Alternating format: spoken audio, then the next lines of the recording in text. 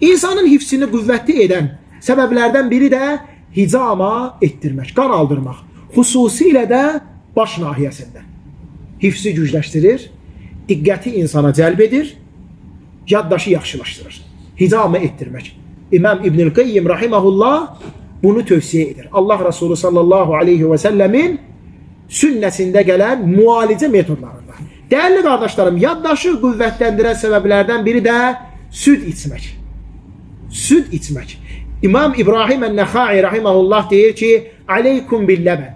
Sizə süd içməyi tövsiyə edirəm. Fəinnəhu yəşcə'ul qalbə və yədhəbun nisyan. O, qəlbi şücayətli edir, qüvvəli edir, unutqanlığı isə aparır. Unutqanlığı isə insandan aparır. Dəyərli qardaşlarım, yaddaşı gücləndirən səbəblərdən biri də, xüsusilə də bu Quran oxumaq üçün də faydalıdır, misvakdan istifadə etmək. Misvakdan istifadə etməyin alimlər nə qədər faydalarını danışırlar.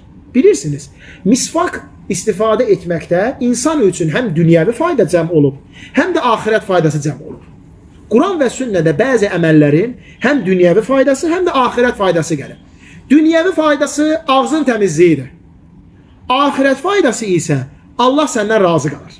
Misvakdan istifadə etməkdə.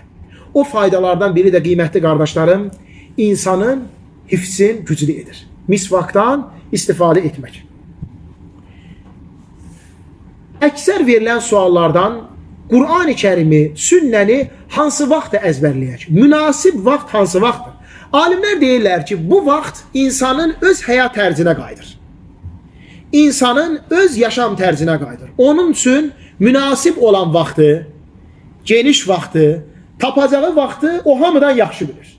Bilir ki, hansı vaxtda o Qur'anı, sünnəni oturub əzbərləyə bilər. Qarşısında 2 saat, 3 saatlıq vaxt var. Onun üçün münasib vaxt odur. Lakin üzərində ən çox durulan vaxt 2 vaxtdır. 1. Sübh çağı, Quran əzbərləmək, elm öyrənmək, başqa işlərlə məşğul olmaq, çünki bərəkətli vaxtdır. Allahümmə bərik li ümməti fi bukurihə. Allahım, ümmətimin sübh çağına bərəkət ver. Bərəkətli vaxtdır. Ondan istifadə edib faydalanmaq. İkinci vaxt isə gecənin yarısı. Gecənin yarısı durub Qur'an-ı Kərim oxumaq. Dəyərli qardaşlarım, gecə oxunan Qur'anın şahidləri vardır. Müşahidə olunur. Allah subhanahu və teala və onun mələkləri tərəfindən. Gecə oxunan Qur'an müşahidə olur, izlənilir.